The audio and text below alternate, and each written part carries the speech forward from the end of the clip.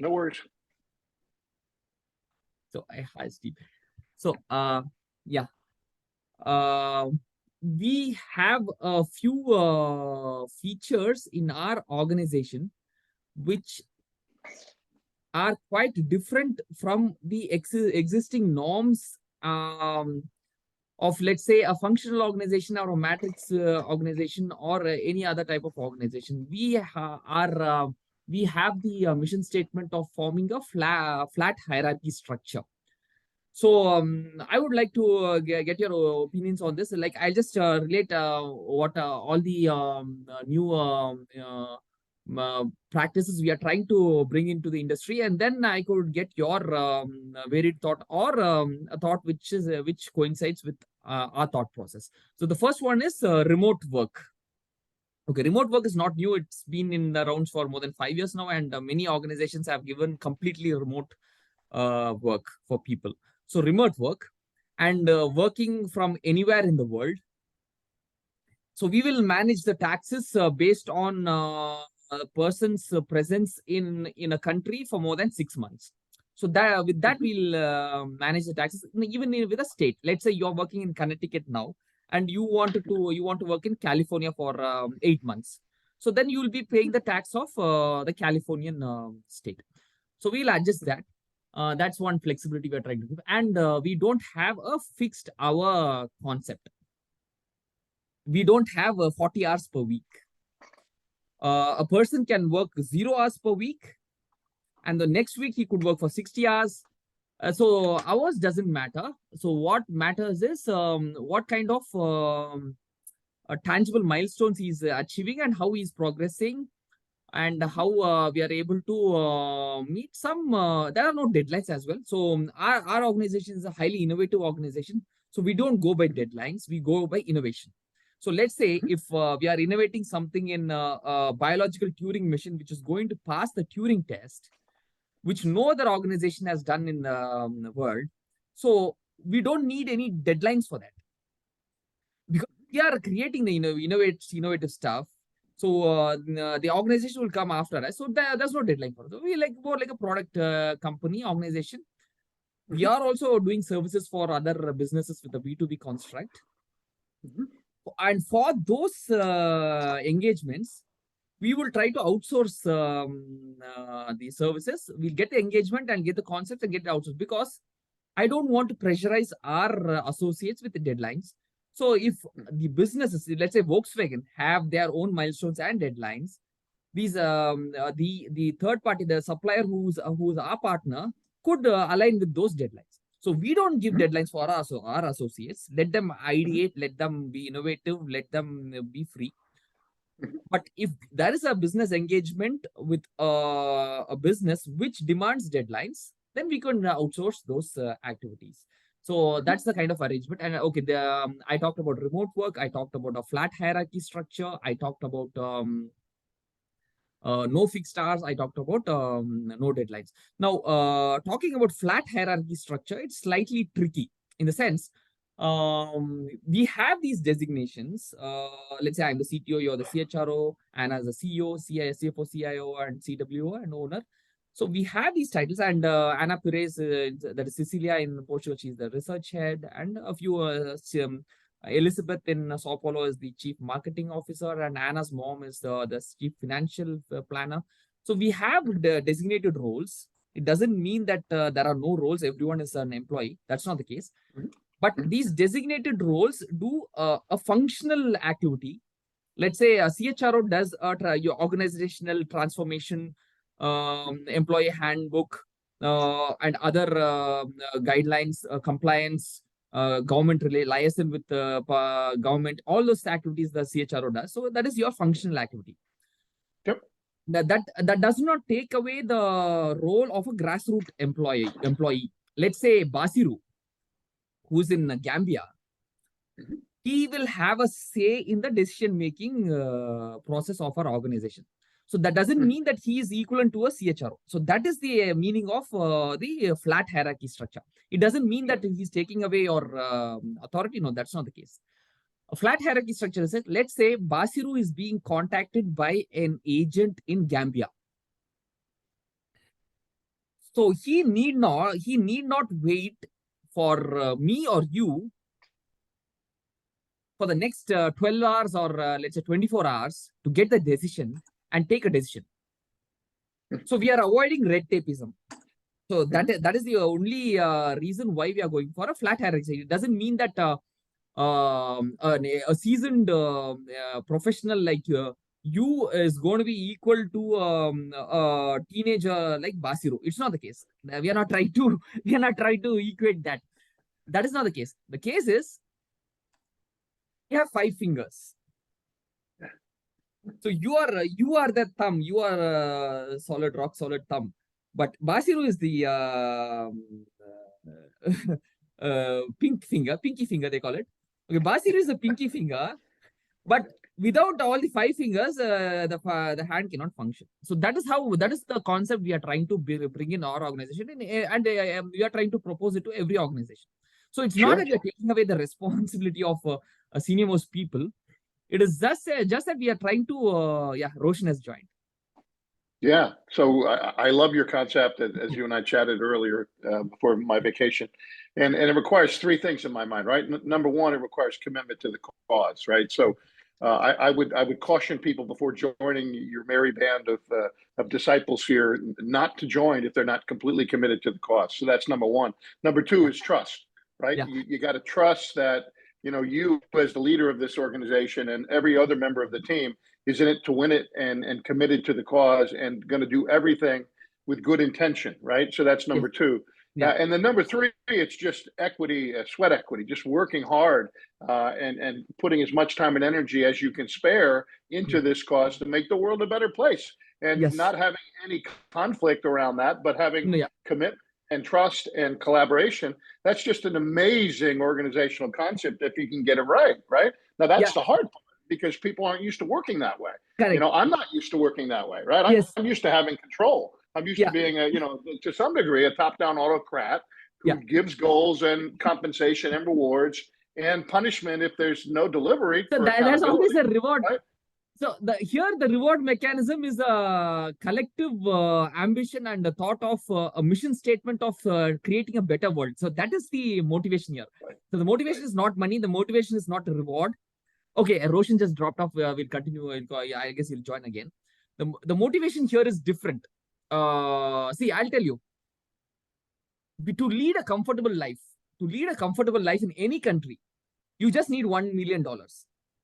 Yeah, you agree that lead a comfortable life with all travel. I think that's right. Just $1 million. In every country I've been to, if you have $1 million in the bank, you can live a very good life. Yeah, I agree. Yeah. So that's enough. So you have that in your bank account. Live comfortably. I'm not asking you to live like the president of Uruguay. So I'm not asking you to live like the president of Uruguay, who does not even have a own house, and I guess he goes with a. I guess he has a car, maybe that a very old car. So he was the president of Uruguay. And there are other examples, like there was a chief minister of Sikkim, whose total assets was 10,000 rupees. So he was the chief minister of Sikkim. So I don't want you to live in those standards. That's not the case. Right. Live comfortably, but work for the society and try to live a selfless for the common good. So this this kind of the other day we had a presentation on asset management. The asset management, let's say Bank of America. I took the example of Bank of America. It makes a revenue of $89.11 billion, the total revenue. And its total assets is $3.08 trillion. Amazing. So let's see the difference in the proportion. You see the multifold difference in the proportionality. So to generate a revenue of $89 billion, they have 40 times the asset, 40 times the value in terms of asset. So that is a huge waste. Did you look at what they pay their customers on that $3 trillion asset base? No. Their average interest rate is 0.25%, less than 1%. So they're effectively getting that money and that deposit from their customer for free, and then using it to produce money for their shareholders, right? And that doesn't seem right to me. That's wrong. Yeah, because 12. Okay, I'm a big fan of Warren Buffett. But Berkshire Hathaway had 12% stake in Bank of America. Okay, that's Yep. different. I don't want to get controversial. But what I want to tell is, even those assets are not the long-term deposits of the customers. Even if it's long-term deposits, I will allow them to have that. That's fine. But those Right. are physical assets, servers, physical offices, ATMs, all those things. Those things could be with proper operational excellence and corporate governance, operations research, just-in-time philosophy, all these concepts, subscription type models, infrastructure as a service, software as a service, all these Yep. concepts, if they bring into picture, that $3.08 trillion could drastically reduce, and it can be brought to $500 billion. And imagine if it's brought to $500 billion, you have $2.5 trillion, which is up for grabs for corporate social responsibility.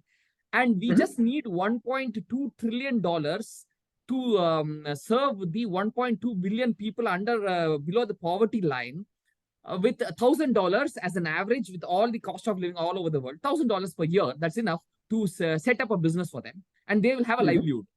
So $1,000 into 1.2 billion people is $1.2 trillion, which Bank of America has twice the amount. So just Bank of America. Then I saw Chase Bank. Chase Bank had $4 trillion.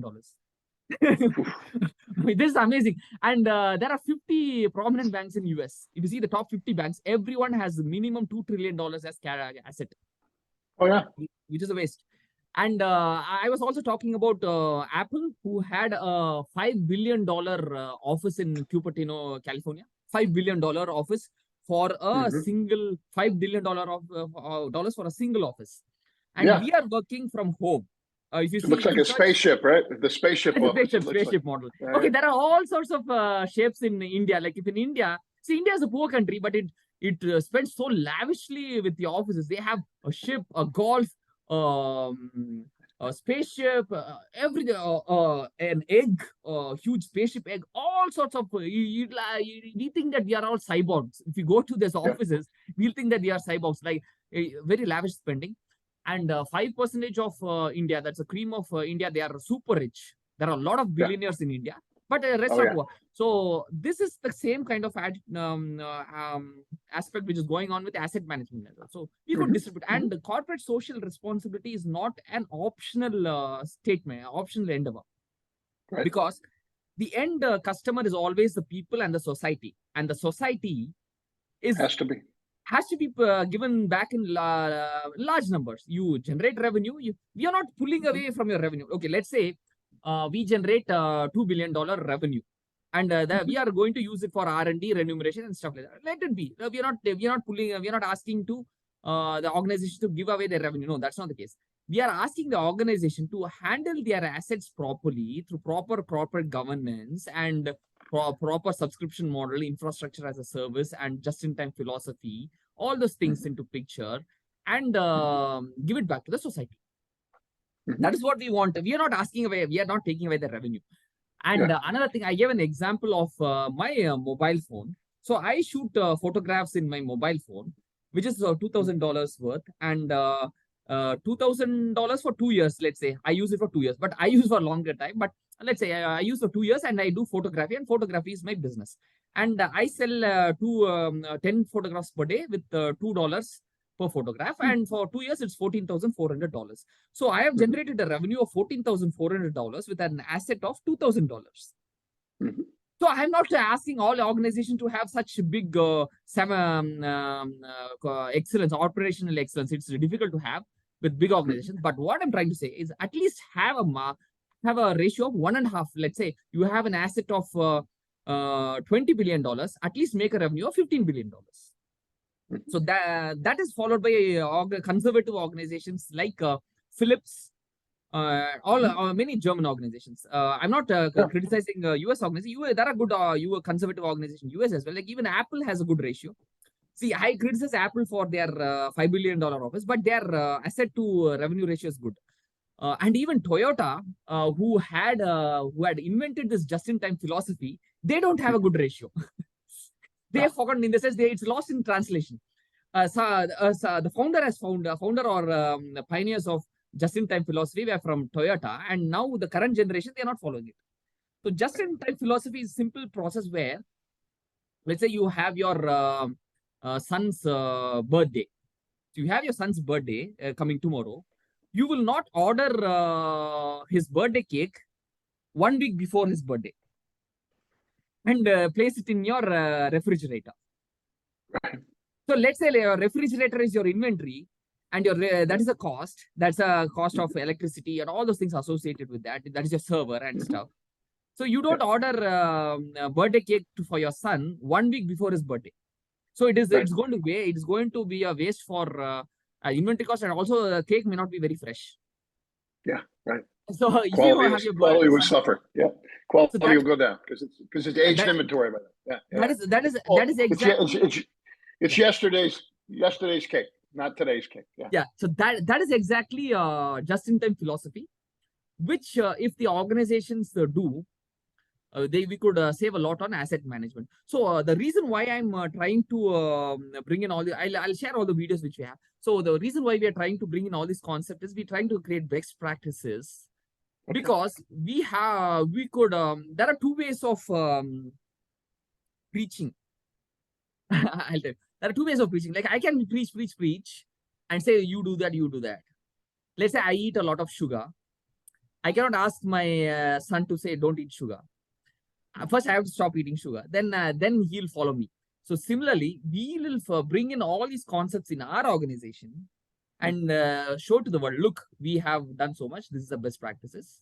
And we have diverted our revenue towards CSR. So we expect such a good practice from you as well. So we'll do that first. And I need thought leaders and transformation leaders like you to bring this into fruition, because I'm a young guy. Okay, not exactly young, but I'm a young, and people may not listen. There are a lot of experts in our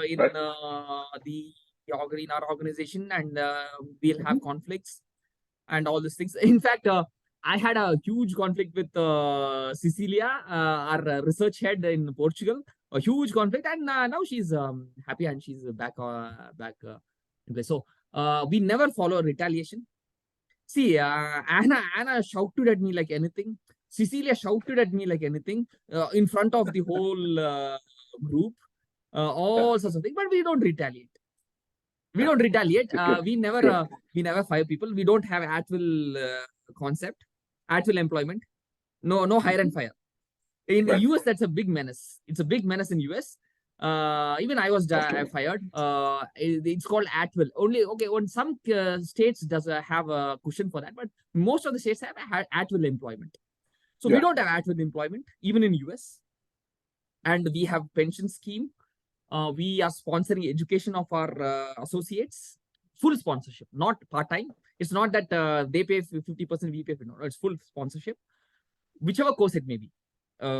Since we are a small family, we can afford it. But even if it is in future, if there's going to be, we are going to ramp up like very high. Even then, we'll sponsor. But we'll leave it to the discretion of our employee to be judicious in choosing a good trade-off between cost versus value.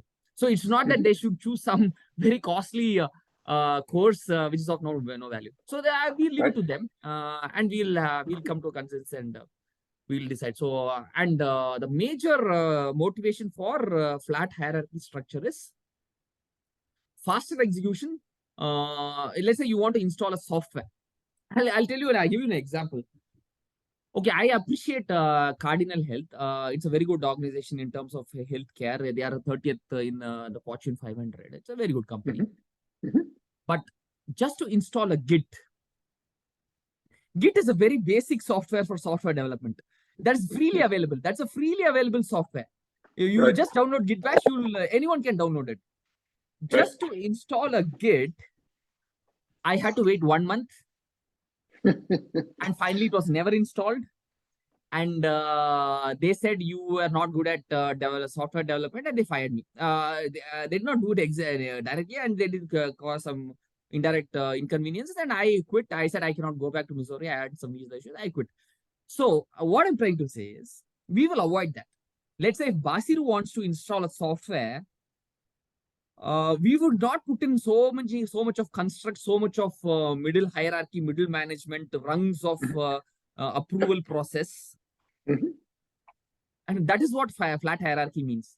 Flat hierarchy doesn't mean that Basiru is equivalent to your expertise. That is not flat hierarchy. People have misunderstood that. Right.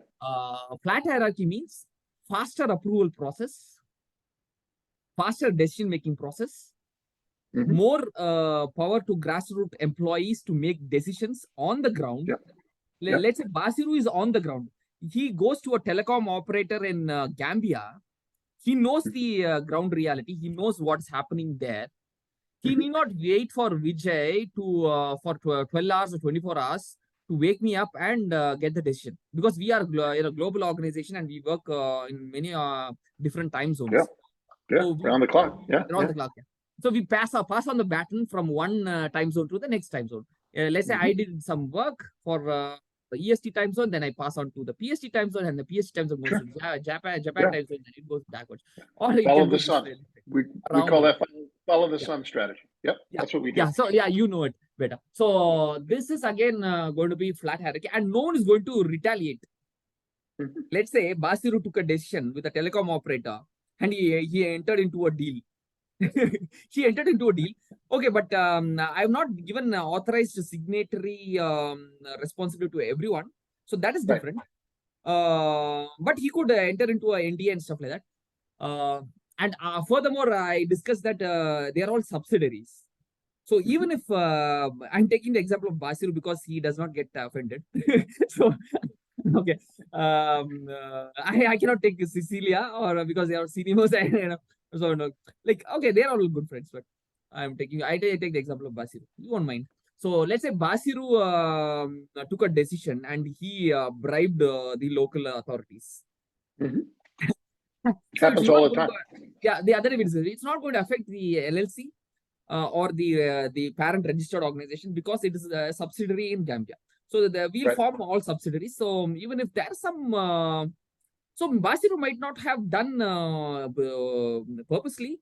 He did not have known the convention, because he thought, okay, just giving a small gift would not affect any compliance. He might have said, okay, he's my friend. I'm just taking him to a restaurant and I'm providing him dinner. But that is a violation of compliance. So that would not affect the parent organization. So, but even though we have a flat hierarchy structure, and we are dealing with government organizations, because the reason why we are dealing with government organizations is we want a good reputation, and since we are doing CSR, this will help our process to be more robust. And also, government organizations have good projects with good funding. The infrastructure bill, the bipartisan infrastructure bill, is going to remodel the whole of US. So we have a lot of scope in terms of the grid design, and in fact, we have a project for wireless power transmission through satellites, Pico satellites. So I'll show you the. We have another 20 minutes or so. I'll show you for the next after a couple of 5 minutes. Then I'll show you all the projects which we have. So you'll understand what we're trying to do. So our projects are very innovative. I'm not boasting. I'm not saying that we are all brains, or we are the only innovative organization of the world. No, that's not the case. We have created an atmosphere of innovation, and the people are coming out with good concepts. And even I'm not an intelligent guy, but I'm coming with a good concept because I have created an atmosphere for innovation. So it is the atmosphere it is the vibes which creates people. See, I can become an athlete like a Jamaican athlete or Kenyan athlete if I have the proper voice. In fact, I'm running and I've broken a few records. So I can say with some authority that if you are given a good vibe, if you are given a good atmosphere, you could be anything. You could be Einstein if I give you the good atmosphere. So we are providing that kind of atmosphere of innovation. So we are not providing an atmosphere of deadlines. We are not providing an atmosphere of pressure. We are not providing an atmosphere of reward-based promotion. And so they will all be thinking about the goals. Oh, I have to do this, I have to do that. Then only I get a promotion, and that reward-based mechanism. It's like you're training a dog. Sorry to use it. So Pavlov's experiment. Is The famous Pavlov's experiment is the dog gets food whenever there's a bell. Yeah. The guy I use is McGregor, and it's called expectancy theory. And so the expectancy theory basically says that, you get what you expect. And so if you deliver, you want to get paid. In this particular case, if you deliver, you make the world a better place. So it's a much higher level moral. The Maslow's hierarchy, right? We are reached the self-actuation. Abraham was a smart guy too. Abraham Maslow was a very smart guy too. So you go from survival of the fittest to self-actualization and making the world a better place and having everybody rise to that next level. And you make the world a better place, and humanity benefits from that effort, right? But the reality is you've got to have success to continue that model, right? So I guess that's the question I have is, how do you show success? How do you celebrate that, right? How do you advertise that so you get more and more followers, right? And more disciples of your vision, which is exactly what I think I'm here to help you do, right? Yeah. Awesome. Yeah, that is the kind of transformation. See, I might be talking complete utopia. So you will have a touch of pragmatism. There are people in our organization with a touch of pragmatism. So they have been correcting me every time, and that's good. So I'll talk utopia because I believe that utopia becomes reality because 15 years ago, nanorobotics was a utopia. Right. Now it's reality. And 50 years ago, when Shannon introduced the information theory and coding, it was utopia. Now all the communication protocols are using it. So these utopian concepts would become reality. Now I have an utopia of a disease-free, conflict-free world. Now it's utopia, but in a few years, that's a compelling. What a compelling vision that is, right? And you're a visionary, and you need guys like that. You need Elon Musk. You need Jeff Bezos. You need Jack Welch, who I worked for 30 years ago before he died. God bless his soul. Right? I mean, you need visionaries out there to make the world a better place. And I think most people can get behind that. Most people can lock and load and give as much of their life as they can to lock into that vision and to help drive that vision. And that's why I'm here, because I think it's an incredible vision you have. I really do. And I really appreciate it. And I respect the heck out of it, to be honest with you. So we are all pacifists, and we are pacifists. We follow non-violence. Even my cover photo is of Gandhi, but we designed missile defense systems. The reason why we designed missile defense system is preemption is wrong, right, but defense is not wrong. So that's why we designed the missile defense system and we floated it. And we did not want to make revenue out of it. We did not want to make revenue out of a defense system. So what we did, we just floated our concept, and everyone is talking about a European Defense Academy, and CERN and others are talking. And even I'm contacting the particle accelerator nearby in East Lansing, so I might go there. So we are working on concepts which may not generate revenue. So we will have parts of our projects which will generate revenue, parts which are for the society. But anyway, we will, even if you don't generate revenue in big numbers, see, we wanted to become a $1 trillion organization by revenue, by revenue, and diverting it for corporate social responsibility and charity. Now, what we have done is, and as an example is, we have shown to the world that through proper asset management, we could have that $1.2 trillion easily. So that is our contribution. Though we have not exactly built a $1 trillion organization, we have contributed indirectly. So revenue may not be our main concern. Revenue may not be our main concern. Our concern is growth in fields which will provide provide a change to the society and create a disease-free, conflict-free, with good nutrition, longevity based society. That is our aim. Longevity is our ultimate aim. So we want everyone to live 150 years. So longevity. That's why I'm wearing the turtle in jumper. So turtles live for 150 years or more. So we will have longevity. So that is our mission statement. So we need people, a lot of people. So the reason why I'm recruiting a lot of people is not for us to generate a lot of revenue. It is for us to work on concepts and bring cancer vaccine to practice very fast, into production very fast, and drug discovery reduction of timeline very fast. So we need a lot of people. So that's why I'm recruiting. It's not for the aim of generating revenue. Even if they don't generate revenue, it's fine. But we will have, we should have the means to remunerate them and keep the organization running sustenance. So that is what we want. So we want remuneration, sustenance for future R&D, and the rest goes for charity. So we need not be a part of the Fortune 500. That's not the aim. The aim is we should be an organization which never fires its employees, which never goes bankrupt due to bad corporate governance, which never goes under debt, which never goes to the public for funding. It never goes IPO. And it has a conservative policy in the right sense. It's not conservative, very stingy. It's not stingy because we are not stingy in terms of sponsoring the education of the associates or having a high salary. Because according to standards, I've given high salaries to people in Europe and stuff. So we are not cutting down on those stuff. We are cutting down on having lavish offices because I'm working in, this is my office. This is the headquarters of our organization. 12, it's present in 12 countries, and the headquarters is a single bedroom apartment in Farmington Hills. Okay, I might move to a 3-bedroom apartment later this quarter, but the headquarters of our organization is a single bedroom apartment in Farmington Hills. So this is what we want all organizations to follow, because we don't need offices. We just need good care for the employees in terms of their education, their growth, and other stuff. Okay.